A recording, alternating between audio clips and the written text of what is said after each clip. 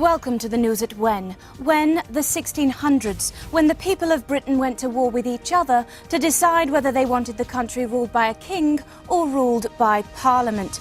With more details, it's over to Bob Hale with the Civil War report. Bob.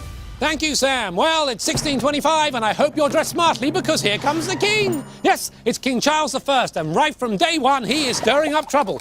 Mainly because he's supposed to be a Protestant, like the Church of England, but he keeps doing some very Catholic-y things, like marrying a Catholic, praying like a Catholic, and wearing an I Love Catholics t-shirt. Except not the last one. And Charlie's behaviour annoys an awful lot of people, especially the Parliament down here in London. So Charlie tells them to take some time off. About 10 years, in fact, leaving him in charge of the entire country, which is jolly good fun.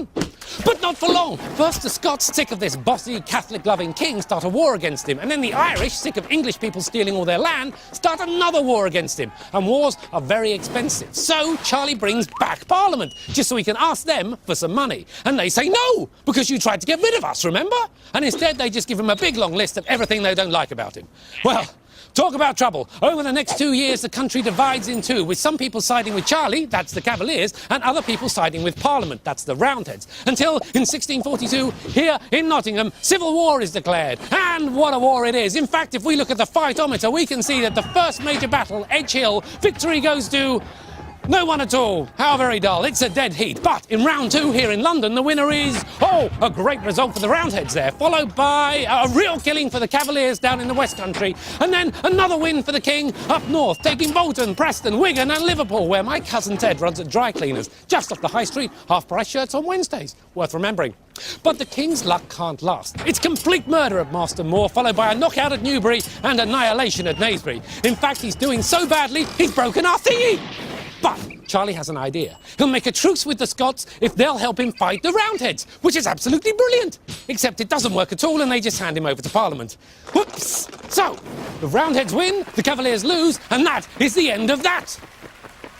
But not for long. It soon becomes clear that the Roundhead leader, Oliver Cromwell, is about as much fun as stinging nettle underpants. So the Scots finally form an alliance with Charlie to overthrow Cromwell. Yes, it's Civil War Part 2. With the Scots and the Cavaliers fighting on the same side, there's no way they can lose.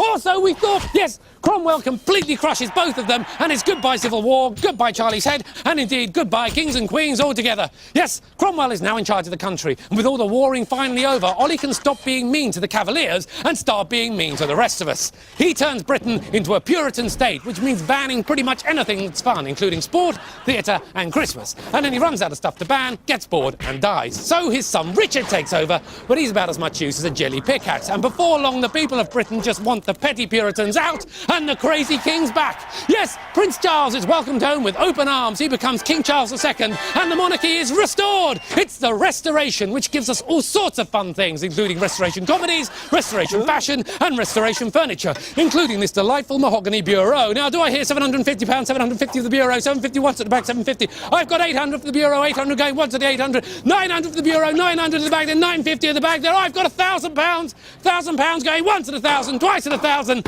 Sold for £1,000 at a beautiful lady with a beautiful bob haircut. And back to you, Sam.